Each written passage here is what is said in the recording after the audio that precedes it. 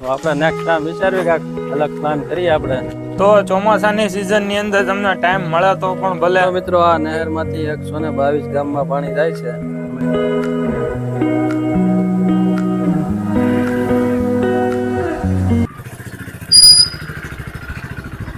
હાલો દોસ્તો, મારું નામ છે શ્રીપલી અને તમે જોઈ રહ્યા છો બ્લોગ. તો welcome to back to my channel.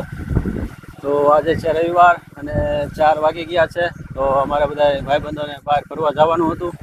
તો અમે બધા ભાઈબંધો 3 વાગે નીકળવાના હતા, પણ વરસાદ ચાલુ થઈ ગયો. એમાં 4 વાગી ગયા અને એમાં અમુક ભાઈબંધ ઘટી ગયા છે.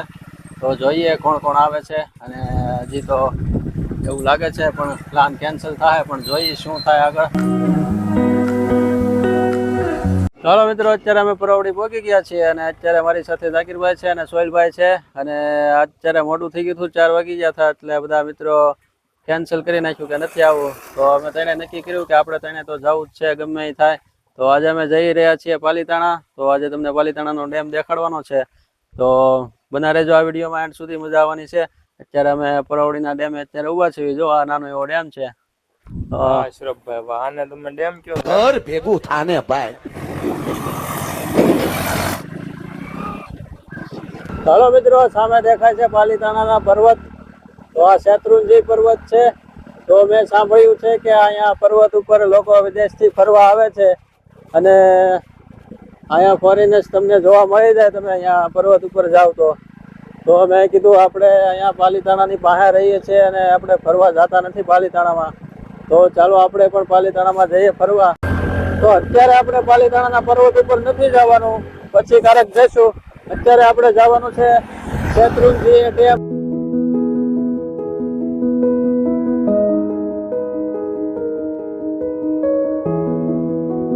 અત્યારે અમે પાલીતાણા પહોંચી ગયા છીએ અને પાલીતાણાની બારોબાર છે ડેમ. તો અહીંથી લગભગ 10-11 કિલોમીટર દૂર છે. તો અહીંથી અમે સીધો જઈ રહ્યા છીએ. તો આ હૈદર શાહ પીરની દરગાહ વાળો રસ્તો છે. તો આ રસ્તામાં સીધી તમારે વયું જવાનું છે, એ વળવાનું નથી.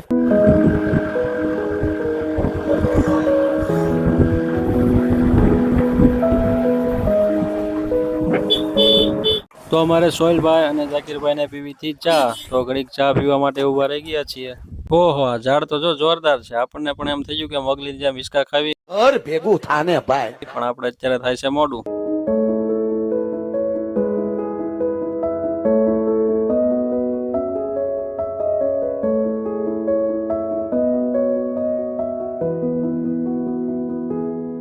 હાલો મિત્રો, ફાઇનલી અમે પહોંચી ગયા છીએ અને તમે જોઈ રહ્યા છો અહીંયા કઈ રીતનો નજારો છે. તો તમને આગળ જઈને ફાઇનલી નજારો દેખાડવી. અહીંયા મજા આવે એવું છે. તમે જોઈ શકો છો કે અહીંયા સુધી ગાડી આવે છે અને અહીંથી આપણે હાલીને જવાનું છે. અમે જઈ રહ્યા છીએ અહીંથી હાલીને. અહીંથી ગેટ છે, ગેટ બંધ કરી દીધેલો છે. અહીંથી અમે આગળ જઈ રહ્યા છીએ. તમે જોઈ શકો છો અમારી સાથે સાથે તમે પણ ફર્સ્ટ ઇમ્પ્રેશન તમે જુઓ કઈ રીતનું છે.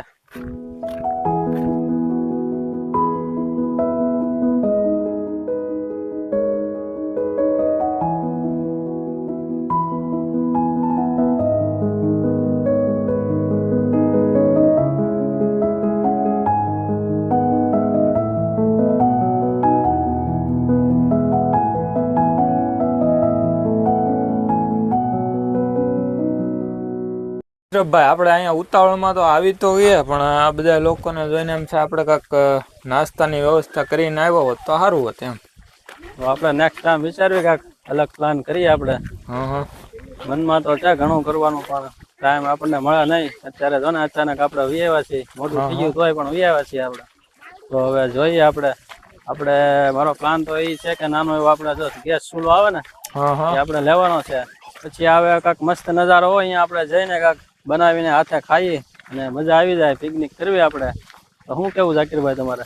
હા, એ કરવા જેવું છે. એટલે જ્યાં પણ મસ્ત લોકેશન હોય, આવું વાતાવરણ હોય, ત્યાં બેસવી આરામથી. કે રોજે રોજ ઘરે ને ઘરે હોય, કામથી કંટાળી ગયા હોય, પણ ક્યારેક ક્યારેક બહાર આવતા રહીએ, ફરીએ હરીએ, મોજ કરીએ તો મજા આવે.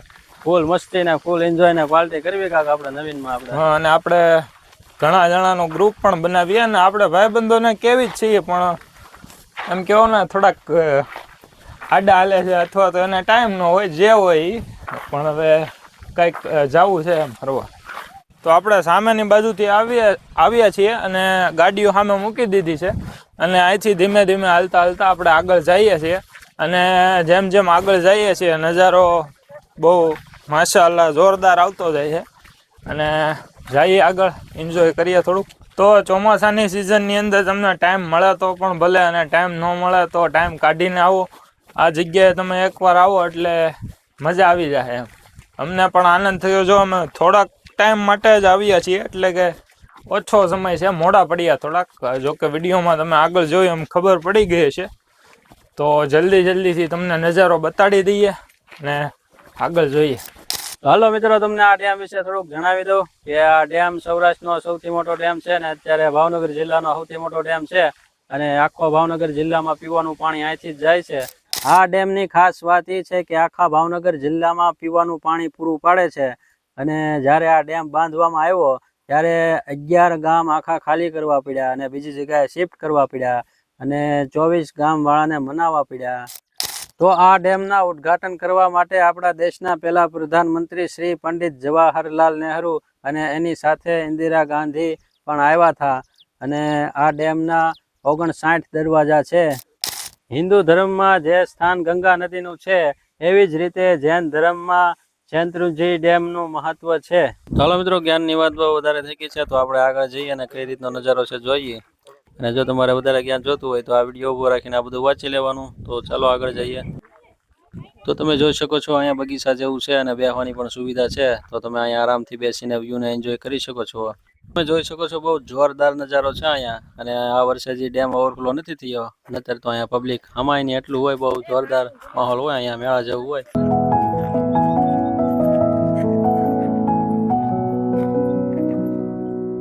તો હાલો મિત્રો, આ પાલીતાણાની શેત્રુંજી ડેમમાં પાણી આવે છે એ જુનાગઢ ગીરમાંથી આવે છે પાણી અને 227 કિલોમીટરનું અંતર કાપીને ગોપનાથથી 10 કિલોમીટર દૂર ખંભાતના અખાતમાં ભળી જાય છે.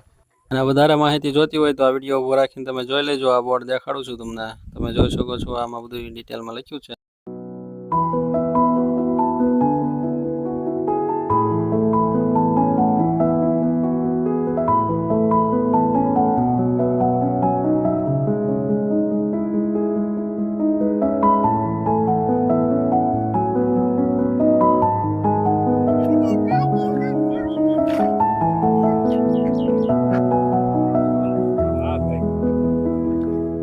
તો મિત્રો, આ નહેરમાંથી 122 ગામમાં પાણી જાય છે.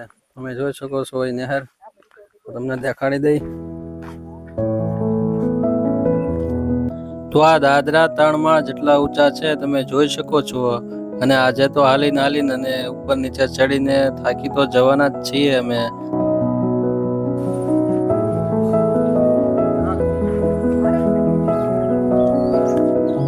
તો મિત્રો, તમે જોઈ શકો છો આ નહેર છે. આ નહેરમાંથી 122 ગામમાં પાણી જાય છે અહીંથી. અને આ નહેરની આજુબાજુમાં જે ખેતીવાડી છે એ ખેતીવાડીવાળા તો ખૂબ જ ફાવી ગયા છે, કેમ કે આ પાણીનો ઉપયોગ એ કરે છે અને ખૂબ સારો પાક આવે છે. અને તમે જોઈ શકો છો તો ડેમનો આ કેનાલ છે અને આ કેનાલમાંથી ધીમે ધીમે પાણી આવે છે આ નહેરમાં અને પછી બધા વાડીમાં જાય છે.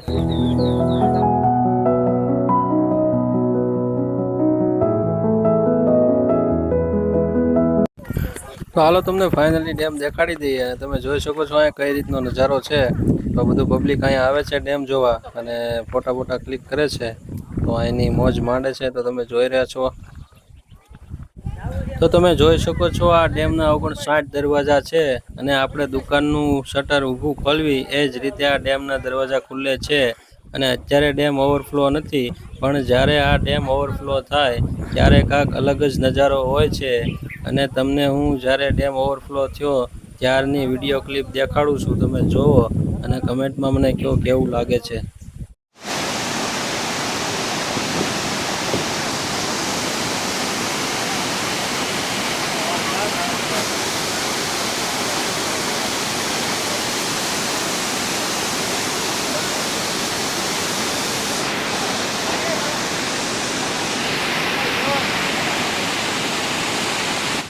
તો સફરની સાચી મજા લેવી હોય તો હાલવું તો પડે જ અને ઉપર નીચે પણ ચડવું પડે અને થોડો ઘણો થાક લાગે તો એ જ સફરની મજા છે ભાઈ.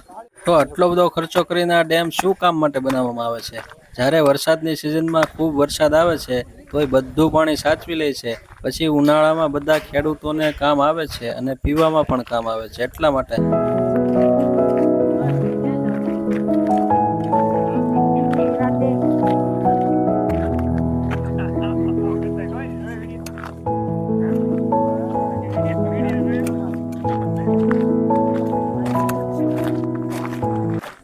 હાલો મિત્રો, અમે આ પહેલી વાર શોટ લીધો હતો ત્યારે અમે કેમેરો ચાલુ કરતા જ ભૂલી ગયા અને અત્યારે ઝાકીરભાઈ અને સોહેલભાઈ આમ આગળ પહોંચી ગયા છે અને હું એકલો ફરી વાર આ શોટ લેવા આવ્યો છું. આ તમારી માટે આ શોટ દેખાડવા માટે બીજી વાર હું આવ્યો છું.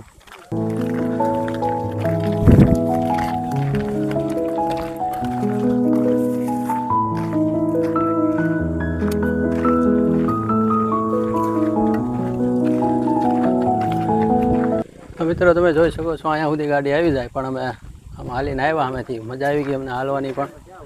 ખૂબ જ સરસ નજારો હતો. લે ઝાકીર, હાલો હાલો કલાકે પૂરી કરવાની આવે 2 શેર પારણ કરવાનું. હું હવે 4 કલાક તો કેમ કર્યું? બહુ વાલી એટલે જ ને ફરજીથી તો પેલા ચાલુ હતી, થવા આવી હતી, પણ હવે પાછું નવે બરાબર ફેલ થાય એટલે પાછું પહેલા જ કરવું પડે. એક વડે 4 કરવાની. હા એક વડે કેમ હોય?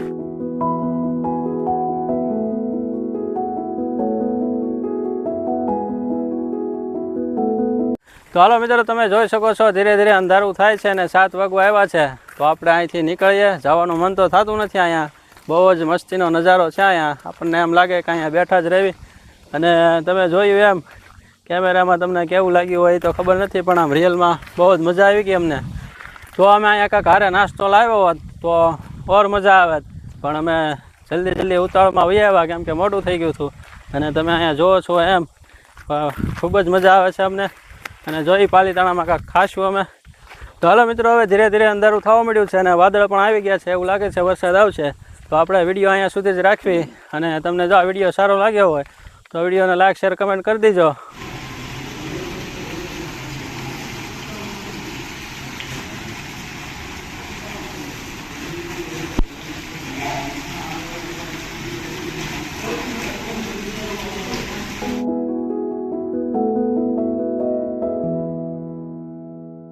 દસ્તગીરીનો ડુંગરો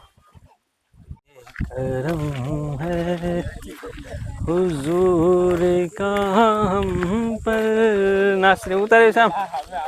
ઉતારતા કેમ છો?